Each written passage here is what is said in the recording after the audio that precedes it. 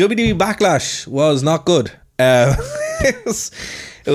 know, and that's from the only wrestling podcast that still likes wrestling. Yeah, I mean, look, this show on paper was bad. In proportion, it was worse. It came from St. Louis, Missouri. Attendance was nearly 18,000. So, and the title was One Last Time. Thank Christ. Everything on paper says this should have been huge. Well, look, we won't talk about the main event yet because the main event really is like the only thing to talk about. But like, there were some good spots in this. Opening match. The opening match was pretty good. Yep. What did you like about it?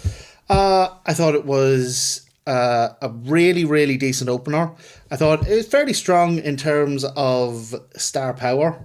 You know, like obviously Jacob Fatu's pretty hot right now. Everybody loves LA Knight. Drew McIntyre's the big. Fatu's a pretty good champion, though. To be fair, I don't have a whole pile to say about Damian Priest. That's not because I dislike him or anything. He needs a gimmick change. He's kind of a non-entity. Yeah, that's a very good observation. Like, I mean, everyone here is a star, to an extent, but Priest, I think, has run out his current gimmick. Yeah, you know, it's like, look, what did he call him? The bisexual Undertaker, which is fun. Yeah, it's fun, but like at the same time, it's like, but it's a meme. It's a meme, you know. And now that the Judgment Day have kind of broke up, or you know, not they're reformed or whatever. Yeah, it's not really his. You know where he is now. He's in the same position that Finn Balor was in. Yes, where like Finn needs to reclaim who he is. And we don't really know who true Damian Priest is because he's just been the Judgment Day guy. NWO has broken up and he's the guy still wearing the NWO t-shirt. We're using the NWO music. Using the NWO music. And he's not even using the real music. He's using the B-team one, you know? Yeah. And look. That's a good point, though, to be fair. Really good point, yeah. And he's, like you say, he's not a bad wrestler. Like, no, he's not. He's really good. He has all the... He's like a better Baron Corbin. Yeah, that's good. Baron Corbin's moveset, like, look, there was a lot of things to not like about Baron Corbin, but I really like the Deep Six. That's a great finish. Great finish. Really good. And my fear with Damian Priest is if they don't adjust him, he'll end up like... he needs a major gimmick change. Yeah, he'll end up like Baron Corbin. Because he could still, like, he still has it in him to be big. Maybe not universal or whatever Cena's belt is. Yeah. But definitely could go for the World Championship. Yeet belt. Yeah, no, I mean, like, even where he is, he felt like the only non-star in that match, which is dangerous because if he drops out of the US scene, he's down the card significantly. Yeah. You know? So, yeah, look, McIntyre more likely got injured in this as well because we haven't seen him since. Ooh. Which was not good. Although that might help him, because look, the world title scene is kind of mapped out for the next while. Yeah. So obviously you don't like to see anyone getting injured, but it might help him to kind of disappear for a while. And also give Damian Priest a chance to kind of really shine. Give Damian Priest a chance, and then whenever he does come back, he can be something fresh. Yeah. Now in terms of a match, it's pretty decent. It was actually, yeah. Good opener. Look, for a fatal four-way, they're hard to do. Yeah. And they're hard to be good. Remember when WWE did the fatal four-way pay-per-view and it was the worst thing ever? And a whole lot of that, two guys in the ring, two guys powder out. This didn't have this though, which is what I really liked about it. That's what I'm saying. This was really decent. In fact, it's definitely the match of the night. Yeah, no, for sure, it really was. No, it really was, like by a lot. Yeah. By a lot. I did like the women's match though. I think Leah Valkyria is quite good. So they call her Bird Lady. I don't know why. Is that because she has the feathers? Yeah. So it gives me absolutely no pleasure to say this because they're both Irish girls though. Yeah, like repping the home country. And I was there for her debut as well in Dublin. And I trained very briefly with Lyra. Did you? Lyra was in so in our company in Cork, we had a group called Therapy that was Raven Creed, Billy Bedlam, and Lyra Valkyrie. Mm-hmm.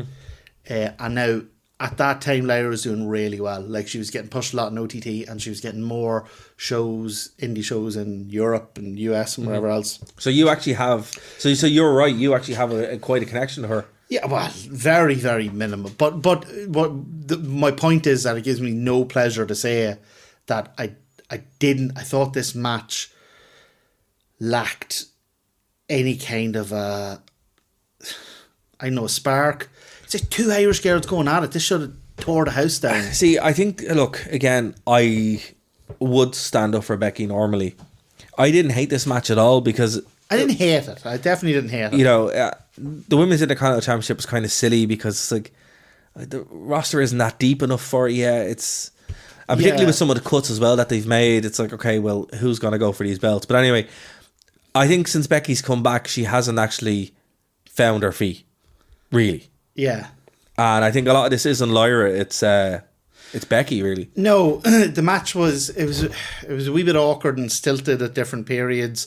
The other thing is, do you know when Athena comes out and she has those wings that are like attached to her back and they go up? Can we get those for Lyra and get the big bird flaps off her arms? They're not doing it. They need to just have her like a Valkyrie. Yeah, or she can come out with the things on her arms and do it once on the runway, but then take them off. Because see that thing where she has to then just walk normally to the ring with the big bird. Okay, now that you say it, I can see why they call her Bird Lady. But, I mean, just dress her up like a Valkyrie.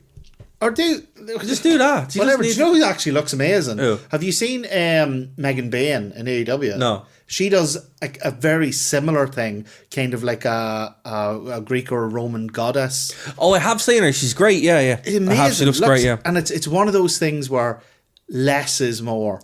That's what I was going to say. Do the wings, but just don't have her wearing the wings the whole way to the ring. Listen, she doesn't even need the wings, right? She comes out wearing not armor, but like armor gear, and then behind her with the Tron, do the wings there. Bang. Perfect. And just stand at the entrance with the wings popping. She's a really cool hot lady. Just have her put her arms in the air. Everyone will cheer anyway. You know? Yeah, but you can have the wings behind her. Yeah. On the Tron. It's like flying.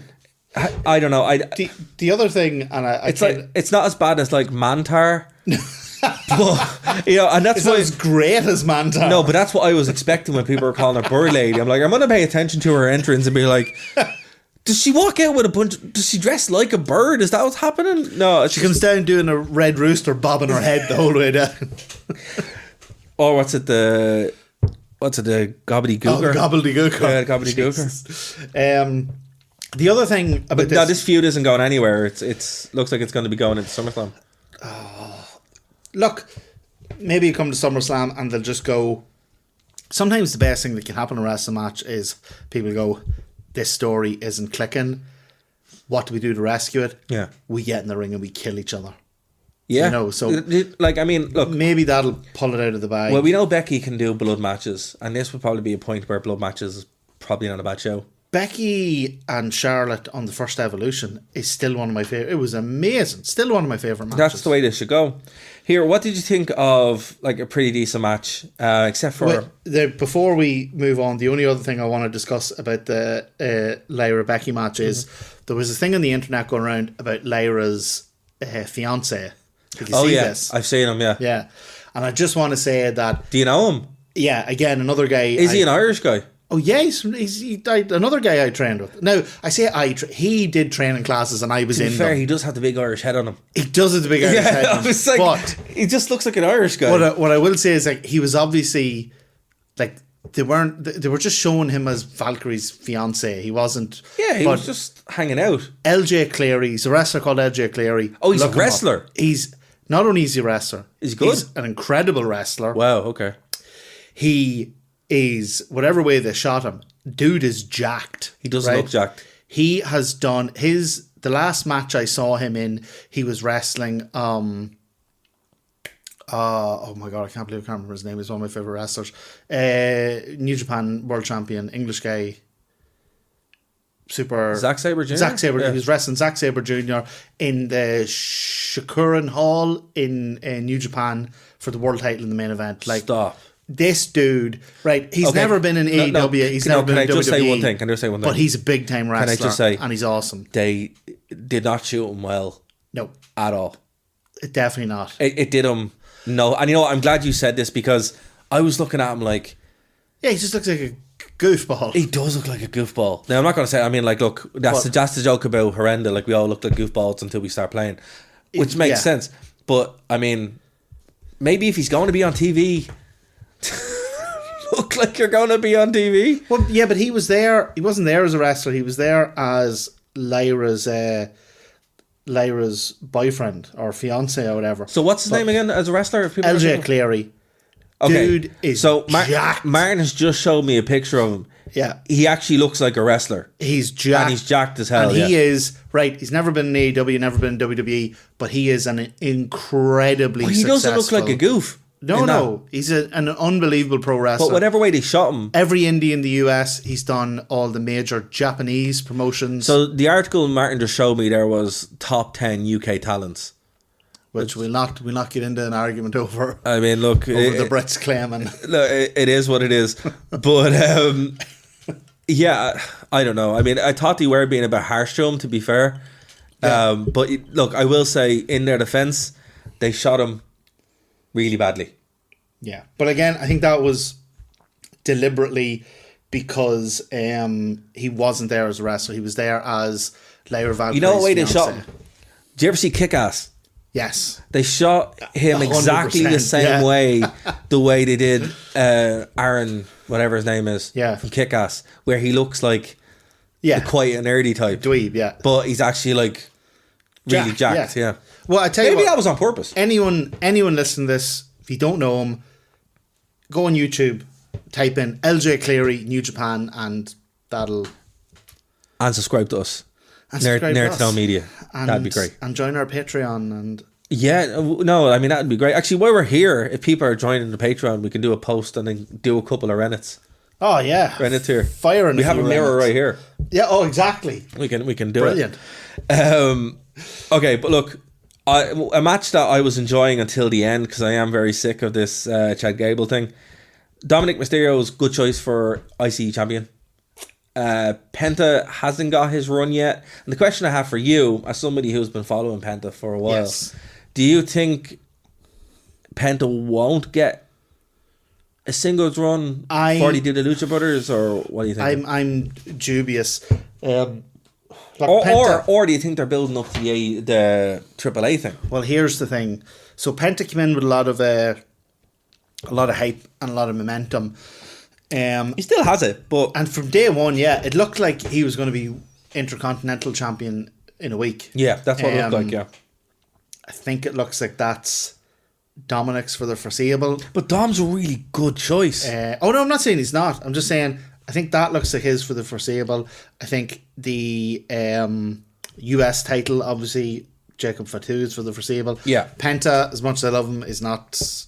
I don't think he's a serious world. He might be a challenger for the world title. Yeah, but I don't see them putting the belt on him, really. Honestly, and just given WWE's historic attitude to wrestlers who don't have great English and can't do, really long promos or theatrical segments, I think we're either going to see Lucha Bros pretty quickly. Mm-hmm. Wouldn't be bad because WWE's tag scene is getting a bit of a boost again. Yeah. Or my big fear would be they'll just be like, hey, we've bought AAA, we need to give it a boost. Penta, your brother, off you go. I mean, yeah, I wouldn't want to see that myself, but we'll have to see. This match... He definitely deserved a singles run in AEW. 100%. Yeah, 100%. Yeah, 100%. But, like, it's one of those things where when you're looking at AEW, they missed out on that, and they also missed out on a Hardy Boys reunion. Yep. Do you know who I blame? You love this. Do you know who I blame for Penta not getting a singles run in AEW? Who? Cody. Of course. Blame Cody and Penta had a one-on-one match. Yeah. Really heated because Penta came out and did the arm breaker thing on Cody. Do that terrifying looking thing. And Cody came out the next week to challenge him to a match. And Penta should have won that and went off on a singles run. Yeah. No, Cody had to win that, killed it. It's the same with Malachi Black. Cody had to win that feud, killed Malachi Black. But see, I think a lot of the problems with AEW there, guys who've definitely gone to WWE are Cody. You know? It's just, and a lot of WWE's problems. Who would you Cody. say they are? Oh, yeah. I mean, 9/11. And Tara, the world in general. If you had to pin it all on one person. Oh, well, I have just the person, Cody Rhodes. God, I hate him so much. You know what was great about this pay-per-view, though? And I got to get 5 stars for it. Didn't have to look at his face once. No. It was brilliant. Unusual, though, that he's such a top star and he's... But he's not a star. Well, he's top WWE guy. No. And unusual that he's not about. Like... Yeah, because he's off crying. Him and Tommy Dreamer. Yeah, but at least Tommy Dreamer... Someone shut the door and the two of them drowned. How do you... That's their new business. Filling pools. Sitting there, they turn on the notebook and they can... Yeah, you put the two of them in a pool and then you just go... Do you remember when Dusty Rhodes was in ECW? And then bang, bang, pool is filled up. Oh my God, it's too funny. Look, Gunther versus Pat McAfee. There's not really much to say. Atrocity. Well, look, Pat isn't a wrestler. Still put him in a goddamn wrestling match in a wrestling ring on a wrestling show. This, to be honest with you, this was to just highlight Gunther. To kind of give him some momentum. Highlighted him in the worst possible way. Yeah, it was just to like go in and back. 14 minutes with Pat McAfee. That should have been 5 minutes. Mauling. 5 minutes, yeah. Max. Mauling. Max, including entrances. That should have been 5 minutes if Gunther had him pinned and then lifted his head. Yeah. You know, to break the pin. Yeah. But kind of like, you know, the way... He should have murdered him. Do you know the way he did with, not Jey Uso, the other Uso, before WrestleMania? Yeah. The way he beat him up. Yeah. Jimmy Uso, the way he beat up Jimmy Uso. That's what this should have been. Do you know what and not to bring him up again because I don't want to send you off on another tangent, but Brody Lee versus Cody Rhodes. Yeah, should have been like that. When he just killed him. 3 minutes, smacked him from pillar to post. But again, I mean, look, Pat McAfee has a lot of pull. And I don't care. I know, but like... Come on, he's... I know, but you could like... No. This did... Honest to God, it shouldn't have been. Although here, I think this did untold damage to Gunther. I will put this to you: Backlash has a history of doing stuff like this. In past Backlashes, we've seen Vince McMahon and Shane McMahon versus HBK and God. Yes. So Backlash is where they just decide to be like, you know what, go for it. It's also where we had the greatest match ever. You know, with you know what they called it, Edge and Randy Orton. Oh my God, the theatrical. Yeah, so I mean, Backlash is where they kind of do stuff like this. It wasn't great. I think there should be a law against calling something the greatest match ever before it's even happened. Look, with Backlash, they need to just go back to the drawing board and go, do we really need this? And I don't think... it is basically like it has been built on the gimmick from day one that it's WrestleMania, the rematch. Yeah, but there were no rematches from WrestleMania on this. We're actually going to be at some stage doing down the line. We're going to be doing the first ever Backlash because the last ever In Your House is actually the first ever Backlash. Is it? And it was just at the last minute because there was an In Your House Judgment Day. And obviously Judgment Day went on to be its own thing. And there was a few of them went on to be B pay-per-views, but the last ever one was In Your House Backlash. But just before they went fully with it, they decided to drop the In Your House. And then it just went so to Backlash. Depending on how you argue it, it's technically the last In Your House. You know what the best Backlash was, in my opinion? 1999. The first one. Was that 1999? Oh, 98 maybe. No, 99 was fantastic. We'll cover that actually when we get back from break because that's a really, really good show. Right, so let's get to this trash. Main event. So look, John Cena and Randy Orton, they've had this match about 25 times. Yeah. Easy, right? It's never been good. It's never been good. No, you know what? That's not true. There's no one or two. I Quit match was quite good. Some of the hardcore stuff was okay, right? However, this was not good. No. John Cena is very broken down. Fair. It's why he's retiring. Randy Orton can still go, but Randy Orton does what Randy Orton does. He works up. And the problem from day one with John Cena and Randy Orton is if Randy Orton's in there with John Cena, the match is going to be real bad. And it was. And it was. John Cena's final retained. run can work, but they need to be putting him in there with young guys who are going to bump their arse off for him and make him look really good. Or give him a good story that makes sense. Yeah. You know who you put him in there with now? Punk is one. Think so? Well, I mean, that makes sense. It's a story. I don't think Punk could carry a match to him, though. It's just the story of it alone could go for it. The history they have, right? Seth Rollins, AJ Styles, guys like that who, you know, have a name. They're not young guys, but they're not Randy Orton. Now, I will be honest with you. When this match was made, I got a bit nostalgic, but then when I was watching it, I'm like, oh yeah. I remember how bad this was. What it was actually I remember it was actually like... I had zero nostalgia for this because it was that period of wrestling. John Cena, Randy Orton, that put me off wrestling. I was done. Martin, I was just so happy that Cody wasn't there. You don't understand. I was like, okay, we have stars here. But I mean, you know? so I'm watching this. I don't have the nostalgia for it, so I'm watching this as a match. 30 minutes, overbooked interference nonsense, and a dreadful actual in-ring match. Like, yeah, it was really bad. This was a slog for me. It gets better, right? So from this, we have Saturday night's main event, which, to be honest with you, is a mark of a bad show. There hasn't been a good Saturday night main event ever, I would argue. Even when people were saying back in the 90s, I never liked them because they always had Hulk Hogan in the main event, right? R-Truth versus Cena is going to be at Saturday night's main event. I mean, do you know what? That's kind of nice for R-Truth because he was such a big Cena fan. No, but do you not remember the last match? No, to be fair, the last match that Cena... TNA, Ron Killings, when he's bloody amazing. No, hold on. No, you missed one. Oh, sorry. Cena and R-Truth had a feud, and that's where Little Jimmy showed up. Oh, I don't even remember that. Capital Punishment, 2013. I don't even... It was really bad. I don't know who Little Jimmy is, but he doesn't sound like he made a splash in the industry. It's an invisible friend. Oh, it's when he dressed up as a Confederate person. It was funny in comedy, right? But he was the heel. And it's when he smoked coming to the ring. That was actually kind of cool. You know, one of my favorite R-Truth things is when he's stand. I can't remember. I think it might be Jeff Hardy or someone he has on the ring announcer's table, and he climbs up on the barrier. I don't know where he even gets it. He pulls a fag out, and he lights the fag, and he takes a puff out of it, and he flicks it away, and then he does the leg drop. Look, as I said, I don't know what they're doing. This John Cena heel turn could have been incredible, and the moment was quite cool. But you know what? We should have known something was off when you have Travis Scott in the ring when it happened, and you're like, yeah. And the last time they let him in the ring was a disaster. I don't know. I mean, look, they must have really liked that WrestleMania song. But again, we should have just put him into the game.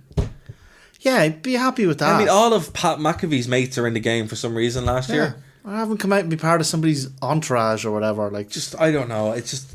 walking out with his phony hardcore belt. And to be fair, the hardcore belt actually is quite cool. Yeah, nobody didn't do anything to earn it. He should defend it. They should... like that. There you go. You know what should happen if they wanted to salvage this? Have R-Truth lose. Travis Scott run out with interference. Roll up Travis Scott to win. No, sorry. Roll up Travis Scott to win. R-Truth's the new hardcore champion. No. There you go. They should have Travis Scott come out, R-Truth lose, but then on the plane on the way back, Travis Scott falls asleep and R-Truth sneaks up behind with a ref, puts his finger on his shoulder. Oh, that's brilliant. And the ref comes out and goes 1, 2, 3. Amazing. I love it. And then he has to parachute out of the plane. What's it like, R.D. Reynolds? Not R.D. Reynolds, the R.D. Cooper.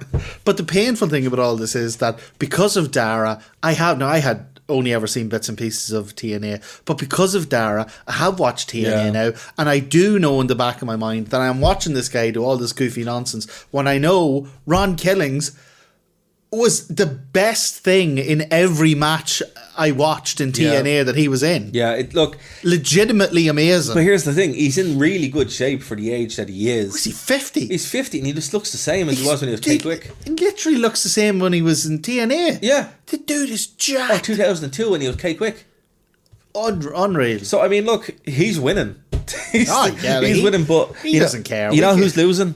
Us. Us. So look, this pay-per-view, don't watch it. There's no reason to watch. I give it literally a 4 out of 10, and that's been very, very generous. And even the opening match that is good by the standards of this. It's not good enough to go and watch. No, look, there's nothing out of its way. There's nothing on this show that I would say go watch. It's not like those early In Your Houses that were largely terrible, but there was one match definitely that pulled it over. Yeah, no, this was just look, and I'll say if WWE are still going to do this, charge the money that they're charging, because we talked about the double house prices for SmackDown are like insane. They're like the cheapest one's €130. They're gone, so the cheapest one now is like €400, and that's way up in the. Look, whatever about charge for a show that's worth it. I mean, if I had paid for Backlash, I would have been sick, and there's no reason for it. Like, Cena's last run should mean something, it just doesn't.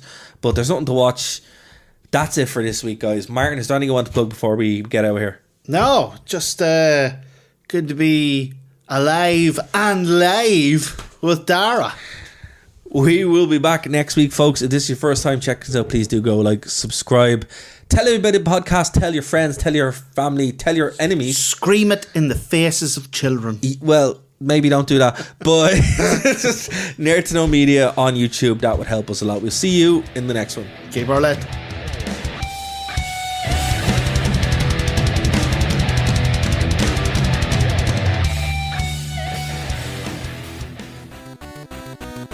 Thank you for listening to a Nerd to Know Media production.